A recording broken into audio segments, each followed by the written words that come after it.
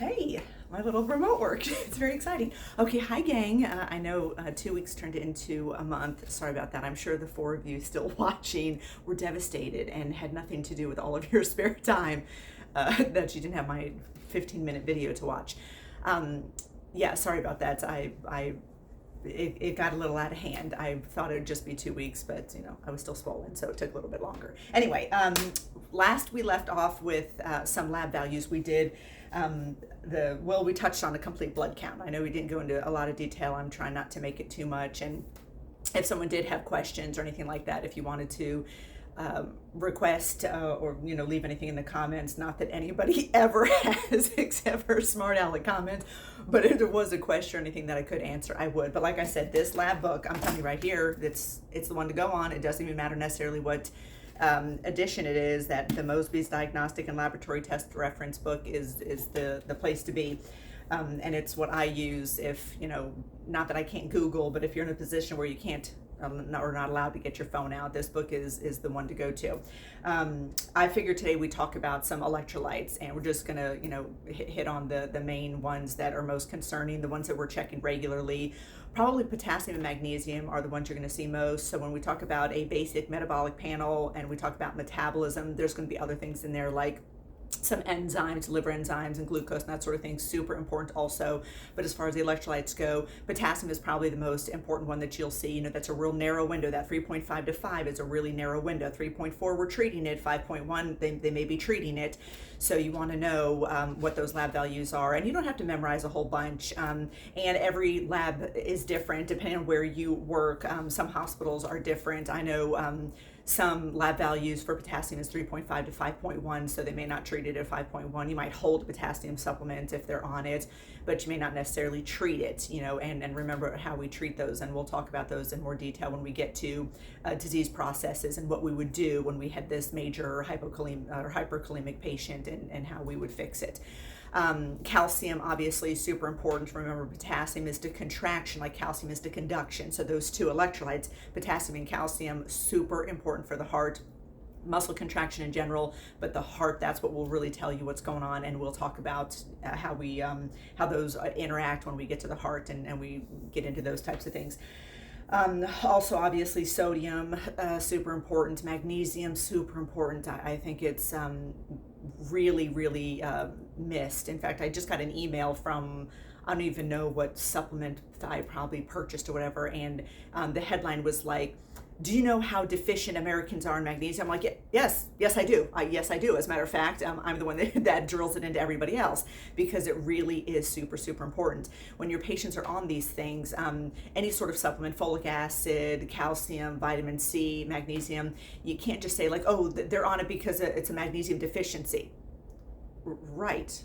But what does magnesium do that's so important that we're actually giving this supplement to this patient every single day? You're scanning it, you're making sure she swallows it, the doctor's ordering it, we're keeping it in stock. It matters. So you want to know what those do. So when you see somebody deficient in magnesium, especially in the hospital, you know that you're probably going to hang a mag run. You're going to get a little bag of magnesium and you're going to run it over a period of time. So know how those electrolytes work.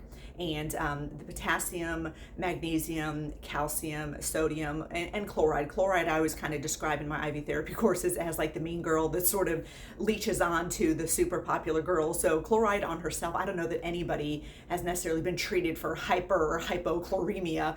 And I'm sure it's a thing, but I haven't ever seen it enough to where, there would be a significant treatment for it. But because it builds with the compounds, sodium chloride, calcium chloride, potassium chloride, you'll see it often enough to where you're going to, kind of keep an eye on it. A lot of times where the electrolytes are low or appear low, it's mainly because that patient is in such fluid overload. Our CHF patients, our renal patients are in such fluid overload that we have diluted those electrolytes so much so that they look low. So you'll find, 3 or 4 good doses of Lasix, they may balance themselves out. So if you're not seeing a calcium run or potassium run, or you're not having to hang magnesium, it's probably not so much that they were low, but when they look at it as an overall effect, and you're seeing the edema in the patient's feet or legs or pleural effusion or that sort of thing, you recognize that this patient is in fluid overload. You don't have to add more electrolytes to it, because remember, where there's salt, there's water, so you're going to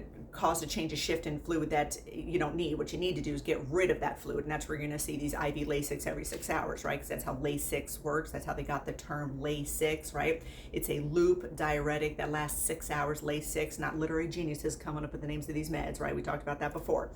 So whenever you have your patients and you're getting these lab values, make sure you're reading through them and that you know what they do. Not just like, oh, it's high or it's low and this is what we're going to do about it, but what could happen? What are the signs and symptoms of hyper and hypo, whatever it is? If you're looking for hypokalemia, if you're looking for hypomagnesemia, or if you're looking for hypocalcemia, what are those signs and symptoms? What would we look for? You know, it's always going to be some tetany and muscle twitching. It could get so far as to have heart arrhythmias or that sort of thing. And I don't know that I've ever looked at someone and saw like, oh, look, she's got the twitching and tetany and complaining of circumoral and peripheral neuropathies and, you know, numbness or whatever it is, and paresthesias, I should say. And you're like, oh, that's clearly hypo, you know, it doesn't work that way, and I understand that. But if you see those things, little twitching or little spasmings or certain specific complaints, that's when you need to know as a nurse, say like, I think I need to tell the doctor we need to draw some labs and see what they're looking like. And depending on what they were before, if they're getting higher or lower. And sometimes when we treat for higher or lower, we end up getting the opposite effect. And I've seen that, not a whole lot, but I've seen electrolyte runs that end up being too high, and then we kind of have to hold things, or we've given fluid. You know, we've hung fluid so much, and now the patient's in fluid overload, we have to give Lasix. So depending on how the patient tolerates it, how their organs are working, that sort of thing, it's tricky to know how to combat it until it happens. So it's not always, you know, an error, let's say. It's not always a poor judgment or a bad order. It's sometimes just how the patient's tolerating it, and a lot of times you don't know until they're tolerating it and you recognize what you have to do to fix it. So those are the main electrolytes. Glucose anytime on a BNP, not electrolyte, but on a BNP, when you see that glucose is elevated, depending on how high it is, it may trigger the doctor to order an A1C to kind of see how they're taking care of their glucose at home. And I always have the patients like, yeah, I'll watch what I eat. And you can kind of tell by looking at them, no, he doesn't. They already have those purplish brown shins and you know, rough looking feet and stuff. And you're like, your A1C is 11. I don't know who you're playing with. And sure enough, we draw it and it's elevated, and you know darn well they're not necessarily taking care of themselves. They're not as well, or they're so brittle and difficult that, you know, they may need a little more help or guidance in getting those values where they need to be to try to hold on to their eyes, kidneys, and feet. And some of these people are not fond of those items and they don't mind losing them. So, you know, there's that. There's only so much you can do. I just wanted to hit on Lytes today. I guess we can kind of get into the BNP a little bit. I was going to do it separately.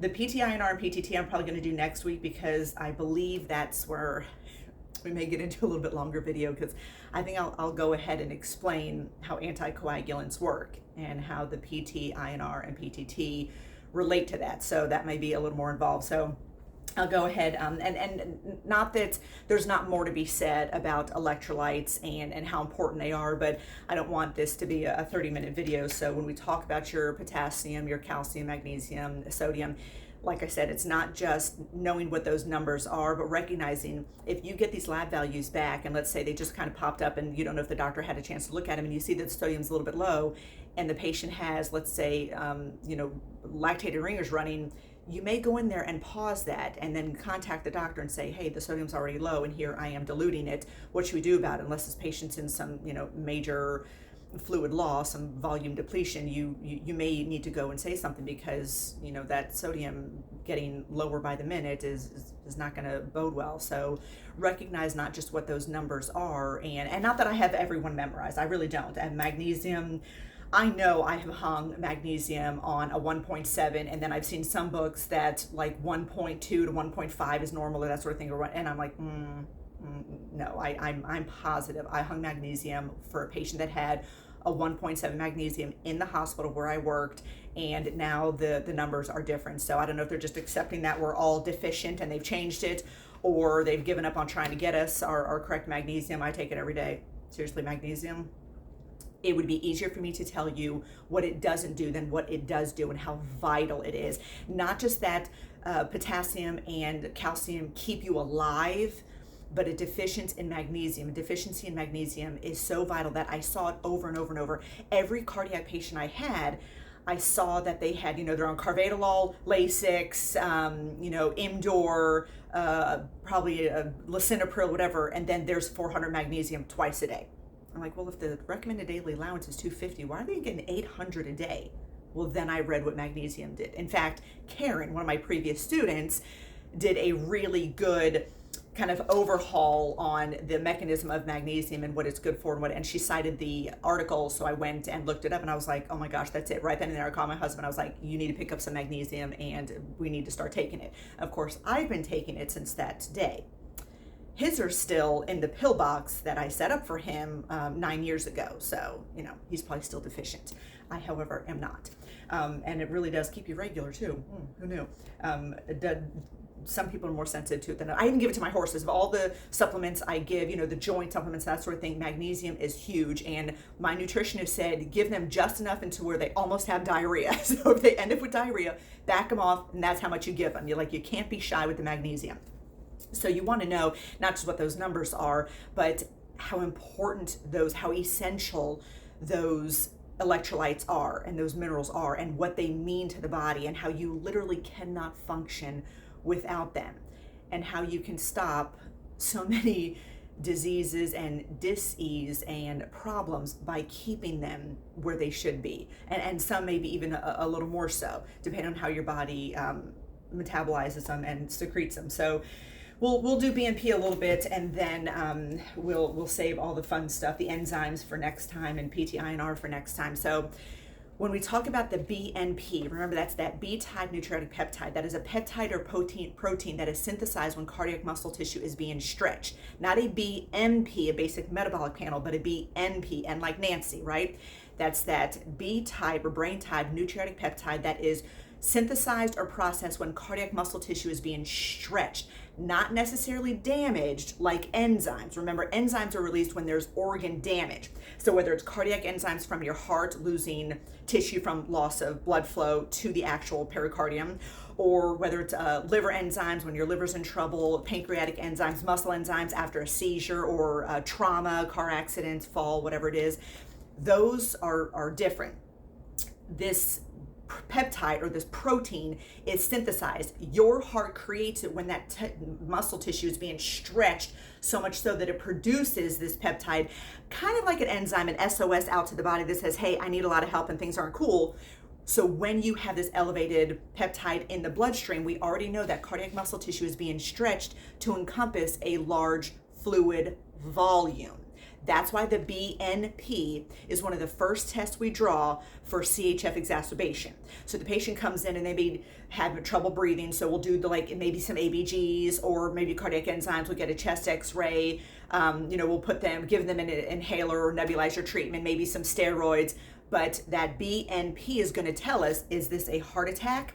Is this a pulmonary problem? Or is this fluid overload creating both semi-issues? Or semi-creating both issues. Not that it's going to cause a heart attack, but we could go into pulmonary fluid overload here and have a big, pulmonary edema issue. So that fluid overload is kind of tattletaled by that BNP. So anytime you have an elevated BNP, there's basically one order that follows that number. 0 to 100 is you and me. Anybody that doesn't have any cardiac issues, no kidney issues, or we don't have CHF or anything like that, we should basically be 0 all the time. Some cardiac patients live maybe around 60 or 80, that's fine. You'll see it 100, maybe 200, depending on, how many times they've had episodes of CHF, that sort of thing, but they're pretty well monitored.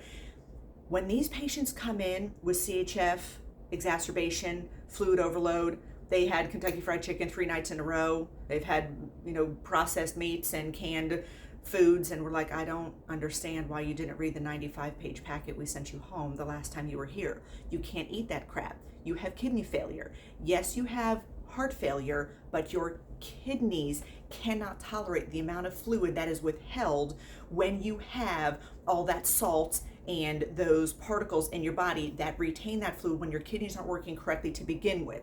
Maybe secondary to your heart failure and perfusion, and we'll talk about that later. I feel very, very strongly about this, and we're going to talk about it to where hopefully when you're done, you're going to say, oh, crap, that makes a lot of sense. So when we talk about it, we'll get there and we'll get into that. But the BNP being elevated comes with only one order, and that is IV Lasix. Unless they're allergic to it, IV Bumex or whatever, but they're going to get IV Lasix. They don't get IV Dig, and we'll touch on that again later. We don't even necessarily go straight for thoracentesis. We're going to immediately give IV Lasix to try to get rid of that fluid that is causing this massive stretch on that cardiac tissue, trying to deal with this huge fluid overload that is in the tissues, that is in the vasculature, not even necessarily in the tissues. Now, I've seen this often enough to know, and I kind of had to learn on my own. I don't think this is anything I've necessarily asked a doctor about, or if he argued with me that I would listen to, because for a good 15 years, I paid close attention, and even still, I still am. I'm still watching and kind of learning and experimenting on my own. So when these patients come in with fluid overload, and I did this with the students, and some of the students even thought it's right, I'm not making this up. One student even told me that they insisted I got there the day before, as if I would work Monday at my surgical clinic and then come home after a 10-hour shift, stop by the hospital real quickly and look up information on all 6 or 7 patients I was giving the students, or 12 patients I was giving the students, and get all this information so I would look super smart the next day. Yeah, that has never happened, nor will it ever happen. The reason I knew what I knew just by looking at the H&P is because I've been doing it for 25 years, going on 27 years now. So at the time, when you've been doing something for 20 years, you already know what it looks like.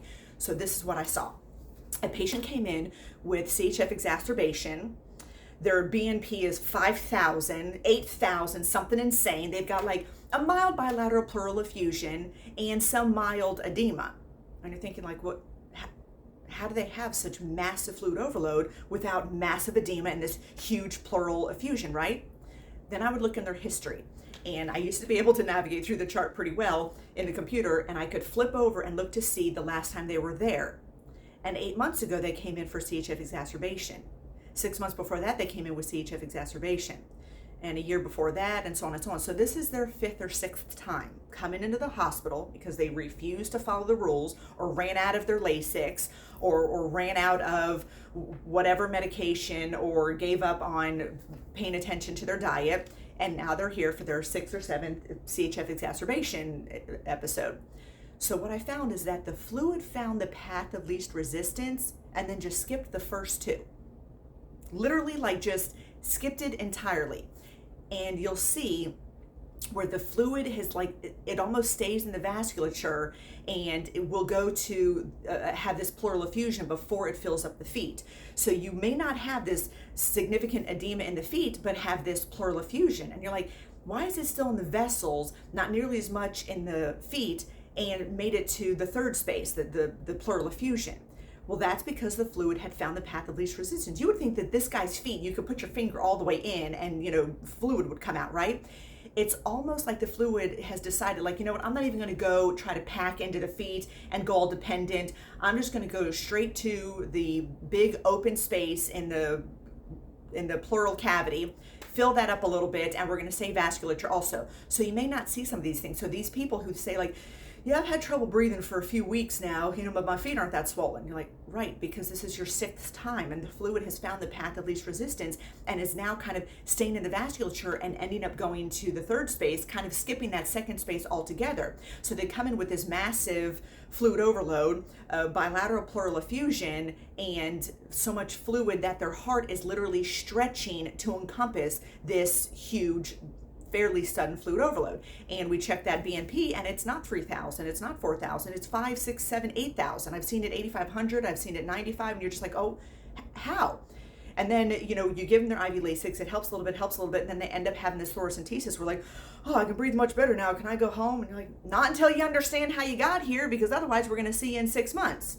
So that B-type natriuretic peptide, that brain protein, that peptide that is synthesized when cardiac muscle tissue is being stretched, is released into the bloodstream, ends up elevated and letting you know that we are in fluid overload. Now, don't get me started on the pro BNP. That may be another video, but just in general, when you learn how these work and read about them and use this book or Google and read about how those lab values come through, what those numbers mean, and the result of them, and how to treat that patient because of that reason. You know that if that patient comes in with massive fluid overload, you know they're going to end up with an immediate diuretic, or maybe even a Lasix drip, depending on how severe it is, or dialysis if their kidneys are shot. So kind of prepare for that and plan ahead for that. And you may have to do some serious patient and family teaching and just know what these numbers mean. Like I said, I don't want to give you the fish. I want you to teach you to fish. I want to implant a little seed in everybody that makes you want to learn and get to the bottom of it and know what it is. And not so you can be the smartest one in the room, and not so you can sound so smart, but so you know how to give good care and kind of be pre-prepared for what the doctor might order. And the patients would always give me a hard time. The students would give me a hard time, and they, I would say, like, okay, so this is what's going to happen. We just got these lab values, so now the doctor's going to order this, and this, and then we're going to have to do this for the patient. And they're like all in amazement, and not because I'm so smart, but because they don't know. They're students, they haven't been nurses before, and a lot of them are young kids also. So they're like, wow, how do you know this? Because the last 400 times that's what we did. I'm not making it up, and I'm not. Then they're like, how come you're not a doctor? Because I'd rather die a slow, horrible, painful death. Maybe take one of my eyeballs out with a spoon. No part of me wants to be a doctor. I couldn't go through med school if it meant my life. I don't even want to take one more class, much less what it takes to be a doctor, right? A lot of people go to school for 9 years. Yeah, they're called doctors. Yeah, I don't want to do anything like that, and I can't imagine. The little bit I know, it's because I've seen it over and over and over, and I'm just regurgitating the same things that I've seen so many times, and I paid attention. That's really all there is to it. I don't even know how much I learned. I just paid attention. And you can do the same thing. Pay attention. And when they did it last time, and if you don't know why, figure it out. One nurse told me that when patients come in, I may have already said this to you because it irks me so much so, when patients come into the emergency room with migraines, they give, I did say this before, they give Reglan, dexamethasone, and there's one other thing, God bless, what was it? And I was kind of like, what do those three things have to do with anything? What are you talking about? Like, why? And she's like, I don't know. Okay. You've given it how many times working in the ER, and there's no part of you that was like, hey, how come you give these meds? Dexamethasone, okay, it's a steroid if there's any inflammation, like vascular inflammation, because remember, migraines are vascular headaches. It's that cluster of vessels in the center of your brain called the circle of Willis that is dilated and filled with blood, hence the pounding headache, and that's what makes the definition of a migraine is you have to have photophobia, nausea, and a pounding or throbbing headache, because that's how you know it's vascular, hence migraine versus cluster or tension headaches. Those are different classifications. So I was like, well, why? And she literally had no idea. She's like, I don't know, that's just what they order. And I thought, there's not even a little tiny part of you that wanted to ask. I'm like, if a doctor told me to give a medication, I'm going to ask why. In fact, just the other day, I humiliatingly had to ask a doctor what was probably a really simple question. And once it was explained, I was like, duh, okay, I feel really stupid. But the few of us that had been doing this for a long period of time, we just had a question that we probably should have already known the answer to. But I think as time went on, it's kind of like if you forgot someone's name, as time goes on and you're still talking and your buddies, you're like, I should really know their name, and I can't ask now because I'm in too deep. So it's been 10 years, so I was a little in too deep, but I still had to know. So I was like, you know what? I don't care if you think I'm stupid. I have to ask this question.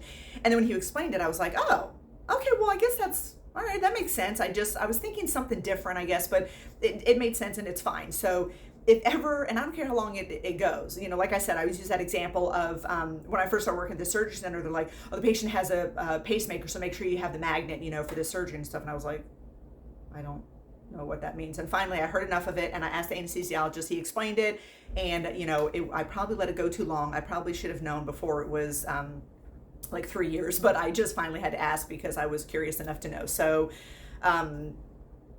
just ask. If you don't know, ask. And I can't remember what that third medication was. It was Reglan, dexamethasone, and maybe Zofran or something like that, which I was like, okay, that makes sense. But chances are they're already nauseated, so I don't know how much the Zofran is going to do. Give the poor people some Phenergan, a drug that's going to help. Okay, so this is already longer than, because I rattled on, because I missed you. So before we end up a 30-minute video, I'm just going to add one little pet peeve. Not a big one, it just irks me a little bit. Anyways, that's not a word. It's nowhere. It's not in the dictionary. There's no S. It's just one. You're saying anyway as to change the subject. I don't know where she went anyway. It's not anyways because it's not plural.